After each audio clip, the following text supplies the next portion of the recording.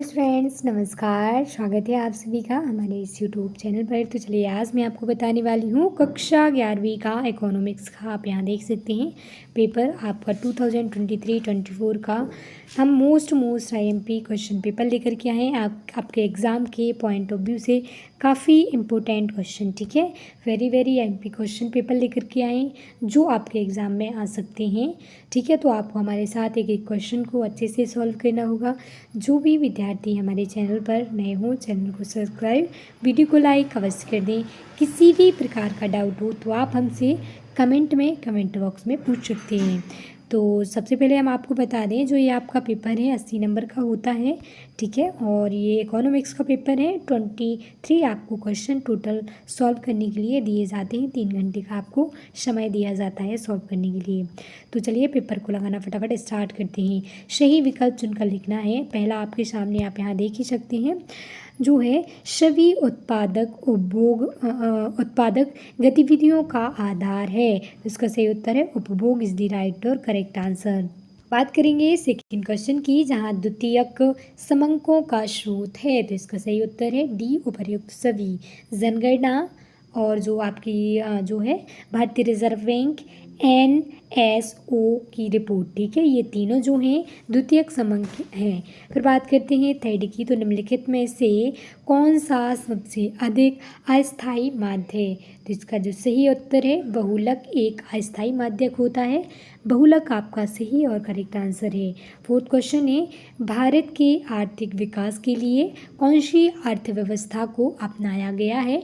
तो जो हमने मिश्रित अर्थव्यवस्था को अपनाया, जिसमें पूंजीवादी अर्थव्यवस्था भी रहती है, समाजवादी अर्थव्यवस्था भी रहती है, उसे हम क्या कहते हैं, मिश्रित अर्थव्यवस्था, ठीक है। फिर बात करते हैं फिफ्थ क्वेश्चन की, आर्थिक विकास का सूचकांक क्या है। तो जो आर्थिक विकास का सूचकांक है, आप यहाँ देख सकते हैं, फिफ्थ का जो सही उत्तर है डी, राष्ट्रीय आय और प्रति व्यक्ति आय जो होती है आर्थिक विकास का सूचकांक होती है। इसके बाद बात करेंगे चीन की युवा साक्षरता दर कितनी है। तो चीन की युवा साक्षरता दर 100% लोग वहाँ के शिक्षित हैं, 100% यानी टोटल, ठीक है। फिर बात करते हैं रिक्त स्थान की पूर्ति करना है, जो आपके लिए 7 नंबर के रहेंगे। प्रत्येक क्वेश्चन आपके लिए 1 नंबर का है। पहला है सांख्यिकीय खालिस्तान एवं संभावनाओं का विज्ञान है। तो इसका जो सही और करेक्ट आंसर है अनुमानों का विज्ञान है, ठीक है। अनुमान इज द राइट और करेक्ट आंसर। अनुमानों का ये क्या है, विज्ञान है। सेकेंड क्वेश्चन आपके सामने है, एक अच्छा न्यायदर्शक हमेशा खालिस्तान आधारित होना चाहिए। तो देव निर्देशन पद, ठीक है, देव निर्देशन पद, ठीक है, पद होना चाहिए। फिर बात करते हैं थर्ड क्वेश्चन की, 3 माध्य का और 2 माध्य बराबर क्या होता है। तो बहुलक होता है, ठीक है, बहुलक आपका सही और करेक्ट आंसर है। बहुलक इज द राइट और करेक्ट। फिर बात करेंगे हम फोर्थ क्वेश्चन की, प्रमाप्य विचलन एक विचार खालिस्तान ने दिया। ये किसने विचार दिया था। तो कार्ल जो आपके पियर्सन है, ठीक है, कार्ल पियर्सन ने प्रमाच्य विचलन का जो है इसका प्रमाप विचलन का विचार व्यक्त किया था। भारत में नई आर्थिक नीति खालिस्तान से प्रारंभ की गई है। तो जुलाई 1991 से हमने नई आर्थिक नीति को जो है अपनाया था।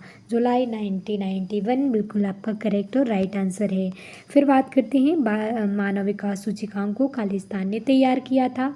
तो जो महबूब आप यहाँ देख सकते हैं, महबूब अल हक ने इसे क्या किया था, तैयार किया था। महबूब अल हक के द्वारा इसे तैयार किया गया था।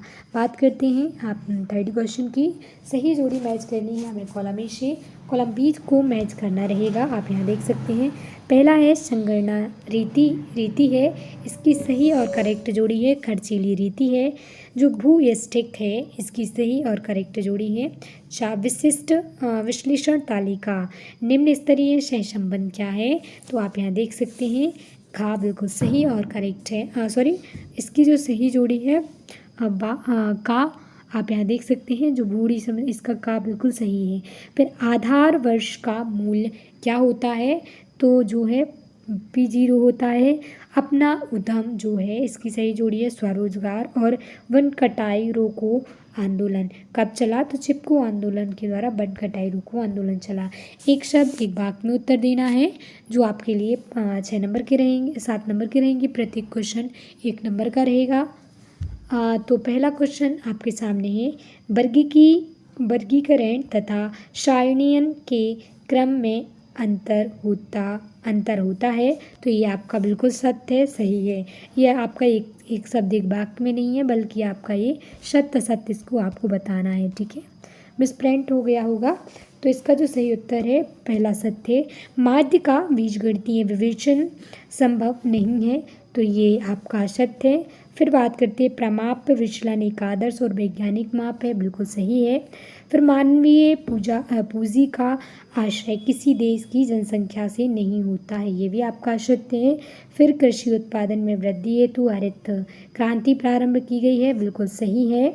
और जो है सांस फूलना वायु प्रदूषण के कारण होता है, बिल्कुल सही है। दोहरी कीमत नीति लागू करने वाला देश कौन सा है? नेपाल। तो ये आपका असत्य है, नेपाल ने दोहरी शासन नीति को लागू नहीं किया है। अब हम बात करते हैं, एक शब्द एक वाक्य में उत्तर देना है। फटाफट हम क्वेश्चंस को लगाएंगे। पहला है, ये आपका सत्य नहीं है, एक शब्द या एक वाक्य में आपका उत्तर है, ठीक है।